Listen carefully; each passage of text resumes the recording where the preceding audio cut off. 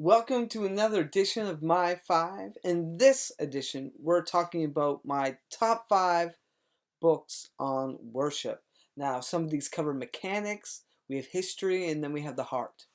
And this isn't an exhaustive list, of course, but these are the best five that I've read in the last while, and should cover all the bases. So, first one, worship evangelism. And I just have a little mark in here to read. Spectator worship has always been and will always be an oxymoron. And Sally has so many great quotes and lines like that about just really what worship is all about, and really explores the idea of how do we combine our traditional worship as well as um, something that will reach someone who may be seeking or there for the first time, who has never experienced worship. So this is a great book on that. Not It really encourages us not to throw the baby out with the bathwater, and how inviting unbelievers into the presence of God, and worship can be a powerful tool for that. So I encourage you to pick up this book right here, Sally Morgenthaler. All right, next one is Emerging Worship. Now, you may say, well, that looks a little dated now.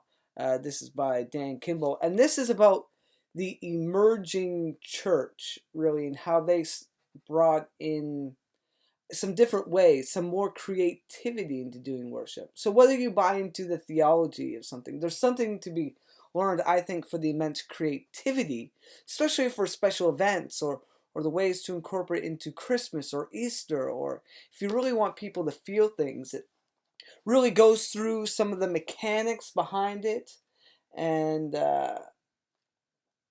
and I remember being, I think I was in Bible college maybe when I picked up this book, maybe freshly out.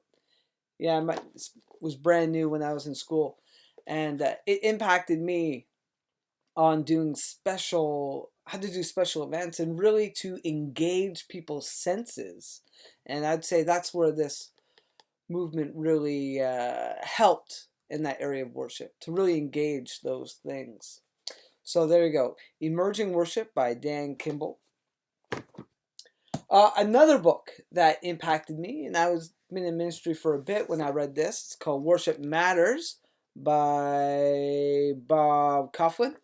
And two things I want to read from here. God isn't hiding from us, waiting to see if we'll find the right combination to unlock his blessing. He is eager to work through us as we faithfully lead our church into a clearer understanding of his glory. And that's the truth right there. God's not hiding. And I think that can be encouraging for worship leaders to know that we just have to invite him in. And then there was another quote from this book, and it really changed how I began to lead worship, how I began to pick my songs. And said, if someone was born in our church and grew up singing our songs over the course of 20 years, how well would they know God? And how well would they know God? And I began to think of this. How do we know God deeper spiritually? Know him emotionally? Know him mentally? How do we connect in that way? And this book was really good for helping me think through some of those questions and leading others to encounter the greatness of God. And so I recommend this for worship leaders, and I like to get my worship leaders to read this as well. All right, so now for a big boy, okay? And you may think, I'll give a little warning. Why would I ever read a book like this? Well, maybe you're in school, or maybe you just want to research more into worship and to know really different expressions. This is a wonderful book. All right, ready? This is big. Oh, the Oxford History of Christian Worship. This is a honking thing. I'm going to be honest. I have not read the whole entire thing. I have used it as a reference. I have started reading it on 2 different occasions. I started over again, and I hope to finish it soon. But reading cover to cover is it is a task. But it is great for researching things and understanding different aspects of worship. So let's see. They talk about theological frame, the apostolic tradition, empire, the empire baptized. So it goes a lot through that worship.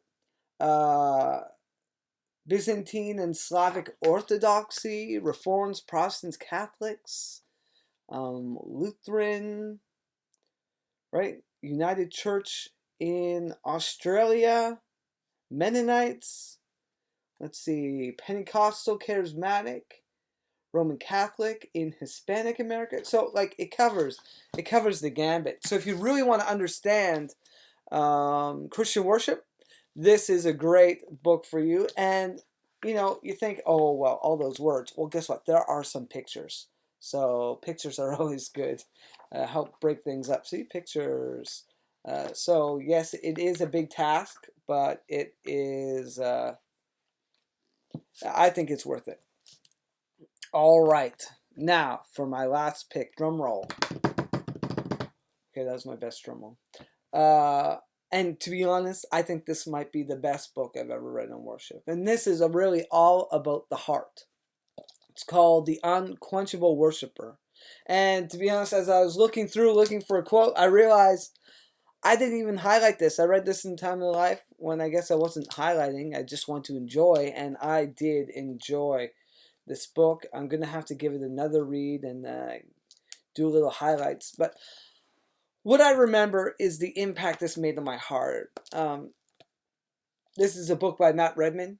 He wrote The Heart of Worship. So at this time, these were his older songs. Heart of Worship, Better One Day, Let Everything That Has Breath. At my church, we enjoy some of his newer songs. And this book just really looks into our hearts and our lives, checking our motivations, and really exploring what that's all about. Let's see if I can find a quote here. Let's see. God's throne room allows no room for the proud. If we're to usher others into that place of holy belonging, we need to make sure there's nothing in us that, deep down, still wants to be the center of attention. He must increase and we must decrease. He must become greater and we must become less. And this is what this book is all about. I encourage you, yeah, it's maybe a little older and it's not cool or something, I don't know. But this is a powerful, great book. And it's not very big. It's very easy to read. And so I encourage you to pick these up. Well, those are my 5. If you have some books that you love about worship, I'd love to hear your recommendations, and I'm sure others would. So if you're on YouTube, you can comment below.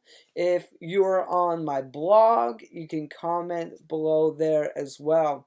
Encourage you to like and share this. Let's get these resources out so people can go deeper with God and learn to bring others closer to God as well. Have a great day. It's my